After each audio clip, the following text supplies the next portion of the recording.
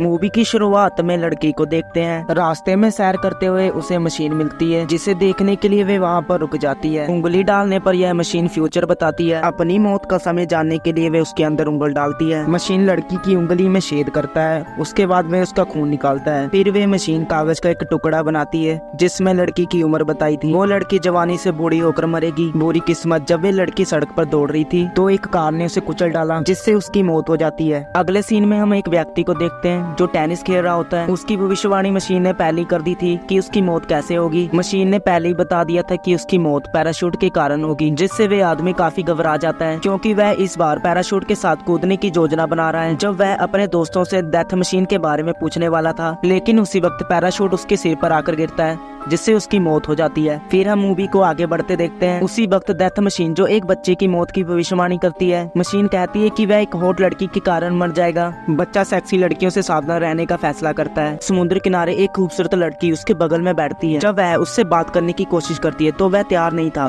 क्योंकि वो मशीन की भविष्यवाणी से डरने लग गया था। लड़की ने उससे उसकी खूबसूरत पीठ पर क्रीम लगाने को कहा। वे अपने आप पर ध्यान रखते हुए लड़की को अपने आप से दूर रहने को कहता है। लड़का समुद्र से जाने वाला था, लेकिन लड़की तभी कहती कि मैं तुम्हारा नहीं काटने वाली। जब लड़के ने लड़की को मौत की मशीन के बारे में बताने की कोशिश की, अचानक जलती हुई लड़की समुद्र की ओर भागती है और वह बच्चे से टकरा जाती है, जिसके बाद वे दोनों एक साथ ही जल जाते हैं। अगले सीन में हम एक लड़की को देखते हैं जो अपनी मौत से काफी खुश है क्योंकि उसे मशीन ने बताया था कि वे यात्रा करते समय ही मर जाएगी। लेकिन तब भी लड़की अपने घर से बाहर नहीं निकलती। तभी वहाँ पर उसकी सहेली आ जाती है। उसकी सहेली अलार्म को फेंक कर उसके सिर पर मारती है जिससे वह नीचे गिर जाती है। लड़की वहाँ नहीं मरती, केवल घड़ी का झटका उसे समय में पीछे ले जाता है। वे लड़की लड़ाइयों के मैदान में चली जाती है जहाँ पर गोलीबारी चल रही थी, जिस दौरान उसकी मौत वहीं पर हो जाती है। अगले सीन में हम एक आदमी को देखते हैं जिसकी मौत भालू के कारण होगी, जिसके बाद वह काम पर भालू से जुड़ी हर चीज से डरता है। वह अपनी चाय में शहद तक नहीं मिलाता क्योंकि उसके कप का आकार भालू जैसा था। उसकी पत्नी उसे याद दिलाती है कि वे कल के लिए कैंपिंग की तैयारी कर रहे हैं। भले ही वो आदमी घर से बाहर नहीं जाना चाहता था, लेकिन वो अपनी बीवी से काफी डरता था, जिसके कारण वे बाहर जाने के लिए मान जाता है। फिर उसने अपनी पत्नी को देखा कि जो चिपचिपा भालू खा रही है, इसलिए उसने अपनी पत्नी को मौत की मशीन के बारे में बताया। पत्नी ने उसे शांत किया और बताया कि मौत की मशीन जैसी कोई चीज नहीं होती,